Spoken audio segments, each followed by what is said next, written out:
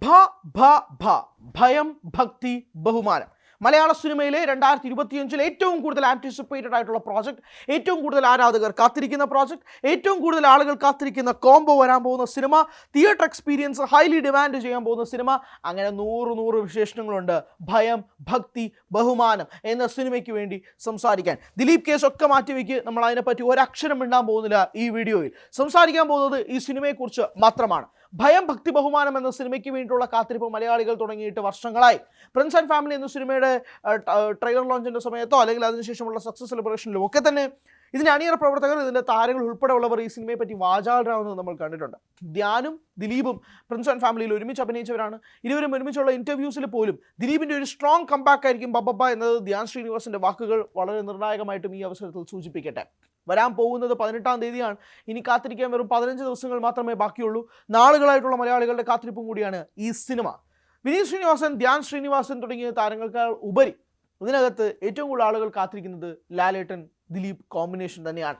ലാലേട്ടനെ സംബന്ധിച്ചിടത്തോളം 2025 വളരെ നിർണായകമായ, വളരെ സ്ട്രോങ് ആയിട്ടുള്ള ഒരു വർഷം, വളരെ സന്തോഷം നിറഞ്ഞ വർഷം, റെക്കോർഡുകൾ തകർത്താടിയ വർഷം, തൂത്തുവാരിയ വർഷം എന്നൊക്കെ വിളിക്കാൻ സാധിക്കും. അങ്ങനെ ഒരു കോമ്പിനേഷനിൽ നമ്മൾ കണ്ടിട്ട് കുറേ നാളായി. ചൈന ടൗണും ക്രിസ്ത്യൻ ബ്രദേഴ്സും 2020 ഒക്കെ തന്നെ ഈ ലാലേട്ടൻ ദിലീപ് കോമ്പിനേഷനിലൊക്കെ നമ്മൾ സിനിമകൾ കണ്ടിട്ടുള്ളതാണ്. പക്ഷെ കുറച്ച് ഗ്യാപ്പ് ഉണ്ടായിരുന്നു, കുറച്ച് വർഷങ്ങൾ എടുത്തു വീണ്ടും ഈ കോംബോ ഒന്ന് തിരിച്ചു വരാനായിട്ട്. ആ കോംബോയാണ് 2025 ഡിസംബർ 18-ാം തീയതി നമ്മൾ വിറ്റ്നസ് ചെയ്യാൻ പോകുന്ന ബബ്ബയിൽ കാണാൻ സാധിക്കുന്നത്. വളരെ നിർണായകമായ ഒരു കോംബോ തന്നെയാണ്. ദിലീപിന് വളരെ നിർണായകമായ ഒരു സിനിമയാണ് എന്ന കാര്യത്തിലൊന്നും തർക്കമില്ല. ദിലീപ് ഇപ്പോൾ നിലവിൽ ചിത്രീകരണം തുടർന്നുകൊണ്ടിരിക്കുന്നത് D152 എന്ന സിനിമയാണ്. ജഗൻ ഷാജി കൈലാസിൻ്റെ മകനായ ജഗൻ ആദ്യമായി സംവിധാനം ചെയ്യാൻ പോകുന്ന ഒരു റിവെഞ്ച് ത്രില്ലർ സിനിമയിലാണ് ദിലീപ് ഇപ്പോൾ അഭിനയിച്ചുകൊണ്ടിരിക്കുന്നത്. ദിലീപിനെ സംബന്ധിച്ചിടത്തോളം ദിലീപിൻ്റെ കരിയർ എങ്ങനെയായിരിക്കും മുന്നോട്ട് കൊണ്ടുപോവുക, അതിൻ്റെ ഷേപ്പിംഗ് എങ്ങനെയായിരിക്കണം, ബിസിനസ് എങ്ങനെയായിരിക്കണം എന്നതിൻ്റെയൊക്കെ ഏറ്റവും നിർണായകമായ വെല്ലുവിളിയും കൂടി ഉയർത്താൻ കഴിയുന്ന ഒരു സിനിമ തന്നെയാണ് ബ. ഇതാണ് ഇതിൻ്റെ സ്റ്റാറ്റിസ്റ്റിക്കൽ കണക്ക്. ഇനി നമ്മൾ പറയാൻ പോകുന്നത് ഫാൻസിൻ്റെ ആഘോഷത്തെക്കുറിച്ചാണ്. ദിലീപ് ആരാധകർ, മോഹൻലാൽ ആരാധകർ, ധ്യാൻ ശ്രീനിവാസ് ആരാധകർ, ഇവരെല്ലാവരും കൂടി ഒരുമിച്ച് വരാൻ പോകുന്ന ഒരു ആഘോഷവും കൂടിയായിരിക്കും ബബ്ബ. സാധാരണയായി ഇതുപോലുള്ള എൻ്റർടൈൻമെൻറ്റ് പടങ്ങൾ, ഇത്രയും വലിയ ഹൈപ്പിൽ റിലീസാവുന്ന സിനിമകൾക്കൊക്കെ ഫാൻ ഷോകളുണ്ടാവും.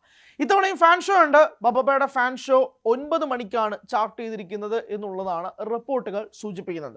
8 മണിന്നുണ്ടായിരുന്നു, 7 മണിന്നുണ്ടായിരുന്നു, 6 മണിന്നുണ്ടായിരുന്നു. പക്ഷേ വളരെ ഏർലി ആയിട്ടുള്ള ഫാൻ ഷോകളൊന്നും തന്നെ തുടങ്ങുന്നില്ല. സാധാരണ പോലെ തന്നെ 9 മണിക്ക് ചാർട്ട് ചെയ്യുക. സാധാരണ 10 മണി 11 മണിക്കൊക്കെയാണ് നിലവിൽ ഇപ്പോൾ കേരളത്തിൽ ഷോകൾ സ്റ്റാർട്ട് ചെയ്യുന്നത്. പണ്ടൊക്കെ 11:15 11:30 പിന്നീട് അത് 10 മണിയായി മൾട്ടിപ്ലക്സുകളൊക്കെ വന്നതിന് ശേഷം ഇപ്പോൾ 9 മണിക്കാണ് ഈ ഫാൻ ഷോ ആരംഭിക്കാൻ പോകുന്നത് എന്നുള്ളത് വേണം മനസ്സിലാക്കാൻ. 9 മണിക്കാണ് ബബ്ബയുടെ ഫാൻ ഷോ നടത്താൻ ഉദ്ദേശിക്കുന്നത് എന്നുള്ളതാണ് ഏറ്റവും നിർണായകമായ റിപ്പോർട്ടുകൾ നമുക്ക് ലഭിക്കുന്നത്. ഇനി ഏറ്റവും നിർണായകമായ പല കാര്യങ്ങളുണ്ട് കേട്ടോ. കാരണം നമുക്കറിയാം, മലയാളത്തിൽ തന്നെ ഏറ്റവും കൂടുതൽ ഫാൻ ഷോകൾ ഉണ്ടായിട്ടുള്ളൊരു താരമുണ്ടെങ്കിൽ അത് നടൻ മോഹൻലാലിൻ്റെ ഫാൻ ഷോസ് തന്നെയാണ്. പക്ഷേ അതിരാവിലെ ഹർത്താൽ ദിനത്തിൽ രാവിലെ 5 മണിക്ക് ഒടിയൻ കാണാൻ പോയതും അർദ്ധരാത്രി 12 മണിക്ക് മരക്കാർ അറബിക്കടലിൻ്റെ സിംഹം കാണാൻ പോയതും ഒക്കെ മോഹൻലാൽ ആരാധകർ അങ്ങനെ വേഗത്തിലൊന്നും മറക്കില്ല. ഈ 2 സിനിമകളും വലിയ തിരിച്ചടി തന്നെയാണ് ലാലേട്ടൻ ആരാധകർക്ക് കിട്ടിയത്. അതിന് പിന്നാലെയാണ് ഈ വെളുപ്പാങ്കാലത്തുള്ള ഫാൻ ഷോയും ഈ 5 മണി 6 മണിക്കൊക്കെ ഈ സൂര്യൻ വരുന്നതിന് തൊട്ടുമുള്ള ഫാൻ ഷോ ഒന്നും വേണ്ട എന്ന് വെക്കുന്ന നിലപാടിലേക്ക് കാര്യങ്ങൾ മാറിയത്. വേണ്ട, പതുക്കെ മതി, 9 മണിക്ക് ആളുകൾ പതുക്കെ എണീറ്റ് തിയേറ്ററിലേക്ക് വന്നാൽ മതി എന്നൊരു തീരുമാനത്തിലേക്ക് പല അണിയറ പ്രവർത്തകർ എത്താനുള്ള കാരണം ഇതുപോലുള്ള കൈപ്പേറിയ അനുഭവങ്ങൾ കൂടി കൊണ്ടാണ്. അതുകൊണ്ട് തന്നെയാണ് ബബ്ബ പോലൊരു സിനിമയ്ക്ക് അത്രയധികം ഹൈപ്പ് വരുന്നതും സാധാരണ പോലെ തന്നെ ഫാൻ ഷോ ചാർട്ട് ചെയ്യാൻ വേണ്ടി പോവുകയും ചെയ്തത്. ഒരുപാട് സ്പെക്കുലേഷൻസ്, റൂമേഴ്സൊക്കെ കറങ്ങി നടക്കുകയാണല്ലേ. പ്രത്യേകിച്ച് പോസ്റ്ററിൽ തന്നെ അവർ ഗില്ലി യൂണിവേഴ്സിൻ്റെ മെൻഷൻ ചെയ്യുമ്പോഴേക്കും വേറൊരു നടനുണ്ടോ ഈ സിനിമയിൽ? ഉണ്ടോ? എനിക്കറിയില്ല. ഉണ്ടോ? ഗില്ലി സിനിമയുമായി ബന്ധപ്പെട്ട ഏതെങ്കിലും നടൻ ഇതിൽ അഭിനയിക്കുന്നുണ്ടോ? ആശിഷ് വിദ്യാർത്ഥി ഉണ്ടോ? പ്രകാശ് രാജ് ഉണ്ടോ? വിജയ് ഇല്ല. അങ്ങനെ ഏതെങ്കിലും താരം ഉണ്ടോ? തുടങ്ങി നിരവധി ചോദ്യങ്ങളൊക്കെ തന്നെ നിൽക്കുകയാണ്. പ്രത്യേകിച്ച് ഒരു പോസ്റ്ററിൽ തന്നെ ഒഫീഷ്യലി ഗില്ലി യൂണിവേഴ്സ് എന്നൊക്കെ പറഞ്ഞു കൊടുക്കുമ്പോൾ ഞാൻ പറയട്ടെ, ഇതിൻ്റെ ഹൈപ്പ് ചെറുതൊന്നുമല്ല. നമ്മൾ ആ ഒരു TN5900 എന്ന് പറയുന്ന ആ ജീപ്പിൻ്റെ വണ്ടി നമ്പർ ഉണ്ടല്ലോ, ആദ്യത്തെ പോസ്റ്ററിൽ ഫസ്റ്റ് ലുക്ക് പോസ്റ്ററിൻ്റെ സമയത്ത് ബബ്ബയിൽ ടീം അനൗൺസ് ചെയ്തപ്പോൾ പോലും ഈ ജീപ്പ് ആളുകൾ പിടിച്ചതാണ്. പ്രത്യേകിച്ച് ഈ വണ്ടി നമ്പർ പിടിച്ചതാണ്. ഈ വണ്ടി നമ്പർ വേല് എന്ന് പറഞ്ഞാൽ ഗില്ലിയിൽ വിജയുടെ പേര്, ആ വേലിൻ്റെ ജീപ്പാണ്, വേല് അടിച്ചുകൊണ്ട് പോകുന്ന ജീപ്പാണ് എന്നുള്ളതും എല്ലാവർക്കും അറിയാവുന്നതാണ്. അപ്പം തൊട്ട് തുടങ്ങിയതാണ് ഈ സ്പെക്കുലേഷൻസ്. ആ ഹൈപ്പ് കൊടുമുടിയിലേക്ക് എത്തിക്കുന്നതായിരുന്നു ഒഫീഷ്യലി അവർ ഗില്ലി യൂണിവേഴ്സ് എന്ന് പോലും പോസ്റ്ററിൽ അടിച്ചത്. കൂട്ടത്തിൽ ലോഡ് എന്ന് പറഞ്ഞ് അവരൊരു പോസ്റ്ററിൽ ഒരു സൈഡിലുണ്ട്. ആ ലോഡിലെ എല്ല് വലിപ്പത്തിലാണ്. ആ എല്ല് ലാലേട്ടൻ്റെ എല്ലാണ്. അത് നമുക്ക് അറിയാവുന്നതാണ്. അപ്പോൾ ആ ലോഡായിട്ട് ലാലേട്ടൻ എത്തുമ്പോൾ ഭഗവാൻ ലോർഡ് ലാലേട്ടൻ എന്ന രീതിയിലേക്ക് കാര്യങ്ങൾ മാറുമോ എന്നൊന്നും അറിയത്തില്ല. ഒരുപാട് ഹൈപ്പാണ് ഈ സിനിമയുമായി ബന്ധപ്പെട്ട് നിൽക്കുന്നത്. അതിൻ്റെ ഒരു എക്സൈറ്റ്മെൻറ്റിലാണ് ഓരോന്നോരോന്ന് സംസാരിക്കുന്നത്. അതാണ് ഒരു തരത്തിൽ നമുക്ക് സംസാരിക്കാൻ കഴിയുന്നത്. മാത്രമല്ല ഇതിനകത്ത് വേറൊരു റൂമർ ഞാൻ കേട്ടൊരു കാര്യമെന്ന് പറഞ്ഞാൽ ഇതിനകത്ത് ലാലേട്ടൻ്റെ ടൈറ്റിൽ കാർഡുമായിട്ട് ബന്ധപ്പെട്ട ഒരു കാര്യമാണ്. ഇപ്പം ഇവിടെ അശ്വിനി വൈഷ്ണവ് എന്ന മന്ത്രി ലാലേട്ടന് ദാദാസാഹേബ് ഫാൽക്കെ പുരസ്കാരം കൊടുത്ത സമയത്ത് ഒരു പേര് വരച്ചിരുന്നു, the real OG Mohanlal ji എന്ന് പറഞ്ഞായിരുന്നു അശ്വിനി വൈഷ്ണവ് എന്ന മന്ത്രി ലാലേട്ടനെ ഡയസിലേക്ക് ക്ഷണിക്കുന്നത് ദാദാസാഹേബ് ഫാൽക്കെ പുരസ്കാരം സ്വീകരിക്കാൻ വേണ്ടിയിട്ട്. ആ the real OG Mohanlal ji എന്ന് പറഞ്ഞ ദ റിയൽ OG എന്നുള്ള ടൈറ്റിൽ കാർഡാണോ ലാലേട്ടൻ എത്താൻ പോകുന്നതെന്നൊന്നും അറിയാം. അങ്ങനെ വല്ലതും ആണെങ്കിലുണ്ടല്ലോ, ഞാൻ ഈ പറയുമ്പോൾ തന്നെ എനിക്ക് രോമാഞ്ചം വരുന്നുണ്ട്.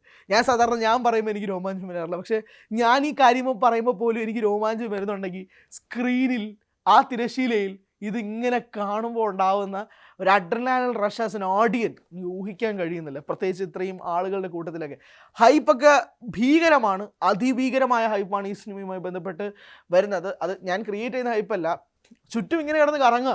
അത് ചിലപ്പോൾ ഒഫീഷ്യലി വരും, ചിലപ്പോൾ അൺഒഫീഷ്യലി വരും. പക്ഷേ ആലോചിച്ച് നോക്കുക, ഒരു നവാഗതനായ സംവിധായകനാണ് ധനഞ്ജയ് ശങ്കർ. ഫഹിം ആവട്ടെ, ഫഹിം മധുരം എന്ന സിനിമ എഴുതിയിട്ടുണ്ട്. ഫഹീമിൻ്റെ രണ്ടാമത്തെ സ്ക്രിപ്റ്റാണിത്. ഫഹീം നൂറിനും ചേർന്ന് എഴുതുന്ന ആദ്യത്തെ സ്ക്രിപ്റ്റാണിത്. അങ്ങനെ തുടക്കക്കാരാണ്. ഈ തുടക്കക്കാരുടെ സിനിമയ്ക്ക് വേണ്ടി നമ്മൾ ഇത്രയും അധികം ആവേശം കൊണ്ടുവരണമെങ്കിൽ അതിന് പിന്നിൽ രണ്ട് വ്യക്തികളേ ഉള്ളൂ. അതൊന്ന് ലാലേട്ടനും ഒന്ന് ദിലീപുമാണ്. അതിനകത്ത് തർക്കമൊന്നുമില്ല. ഈ രണ്ട് താരങ്ങൾക്ക് വേണ്ടി തന്നെയാണ് ഇത്രയധികം ഹൈപ്പ് ഇതിനകത്ത് വരുന്നത്. ആ ഹൈപ്പിന് മേലിൽ തന്നെയാണ് ആളുകൾ ഇത്രയധികം വെയിറ്റിങ്ങിൽ നിൽക്കുന്നത്. ഇൻസ്റ്റഗ്രാമും സോഷ്യൽ മീഡിയയൊക്കെ തുറന്നു കഴിഞ്ഞാൽ ഇതാന്നേ ഇതുമായി ബന്ധപ്പെട്ട് ഈ സിനിമയുമായി ബന്ധപ്പെട്ട പല അപ്ഡേറ്റുകളാണ്. പിന്നെ കേട്ടൊരു റൂമർ, കലാഭവൻ മണി എന്ന നായക നടൻ, ഗായകൻ, നമുക്ക് എല്ലാവർക്കും ഇഷ്ടപ്പെട്ട മണിച്ചേട്ടൻ എന്ന് വിളിക്കപ്പെടുന്ന കലാഭവൻ മണിയുടെ ഗാനമായ സോന സോന എന്ന ആ പാട്ട്, ബെൻ ജോൺസൺ സിനിമയിലെ സോന സോന പാട്ട്, അത് സംഗീത സംവിധാനം ചെയ്തത് ദീപക് ദേവാണ്. ആ പാട്ട് ഈ സിനിമയിലുണ്ടെന്നും ആ പാട്ടിൽ ദിലീപും ലാലേട്ടനും ഒരുമിച്ച് ഡാൻസ് ചെയ്യും എന്നൊക്കെ രീതിയിലുള്ള കാര്യങ്ങളൊക്കെ കേൾക്കുന്നുണ്ട്. എനിക്കറിയില്ല ഇതുപോലത്തെയൊക്കെ ഐറ്റങ്ങളൊക്കെയാണ് കേൾക്കുന്നത്. ഈ കേൾക്കുന്ന ഐറ്റങ്ങളൊക്കെ സിനിമയിൽ ഉണ്ടെങ്കിലുണ്ടല്ലോ, ഞാൻ വീണ്ടും ആവർത്തിക്കുന്നു, ഇതെല്ലാം വർക്കാവും. പിന്നെ ഒരു കാര്യം എന്ന് പറഞ്ഞാൽ ഇതിനകത്ത് എനിക്ക് വളരെ ആശങ്ക ഉണ്ടാകുന്ന കാര്യം എന്ന് പറയുന്നത് ഈ ലോജിക്കില്ലായ്മ ഇത് പലപ്പോഴായി ഇതിൻ്റെ അണിയറ പ്രവർത്തകർ നാഴേക്ക് 40 വട്ടം പറഞ്ഞുകൊണ്ടിരിക്കുകയാണ്. ഇതിൽ ലോജിക്ക് നോക്കരുത്.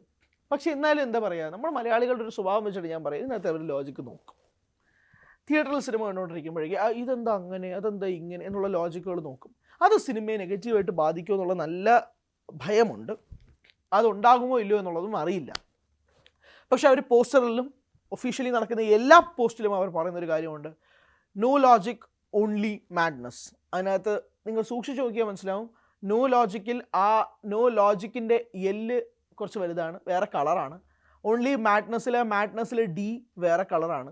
ആ എല്ല് ലാലേട്ടനും ഡി ദിലീപിനുമാണ് എന്നുള്ളത് കൂടി ശ്രദ്ധിക്കുക. അങ്ങനെ കുറച്ച് ഹിൻസൊക്കെ അവർ ഇട്ടിട്ട് തന്നിട്ടുണ്ട്. അങ്ങനെ ഒരുപാട് കാര്യങ്ങളും കൂടി ഈ സിനിമയുമായി ബന്ധപ്പെട്ടുണ്ട്. അങ്ങനെ പല കഥകൾ പലതാണ് കേട്ടുകൊണ്ടിരിക്കുന്നത്. പക്ഷേ വിറ്റ്നസ് ചെയ്യാൻ തയ്യാറായിട്ട് നിൽക്കുന്ന ഒരുപാട് ആരാധകർ നിൽക്കുമ്പോഴാണ് 18-ാം തീയതി ഏറ്റവും നിർണായകമായ ആ ഒരു സിനിമ വരാൻ പോകുന്നത്. ബോക്സ് ഓഫീസിനെയൊക്കെ ഇളക്കി മറിക്കാൻ, ക്രിസ്മസ് ആഘോഷിക്കാൻ കഴിയുന്ന, കുടുംബ പ്രേക്ഷകർക്ക് ആസ്വദിക്കാൻ കഴിയുന്ന ഒരു സിനിമയായിട്ട് മാറുമോ എന്നൊക്കെ കാത്തിരുന്ന് കാണാം.